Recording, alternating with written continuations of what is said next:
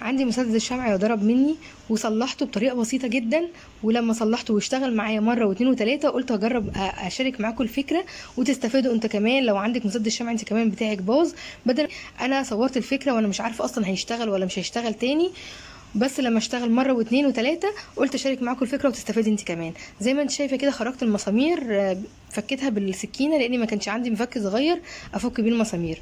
لما فكيت المسدس بقى جزئين، جزء فاضي ما فيهوش اسلاك والجزء التاني فيه الاسلاك زي ما انت شايفه كده.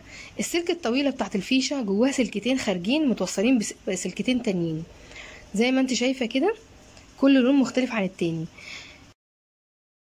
اللون الازرق بقى هو ده السلكه اللي ضربت، وبقوا طرفين بالشكل دوت. هاجي اقشر الجزء ده عشان اطلع من جواه السلك، وبعد ما طلعت من جواه السلك بقى بالشكل دوت هاجي الزق الاتنين في بعض بالشكل دوت بقى، الفهم وابرمهم كده على بعض، وبعد كده الزقهم بلزق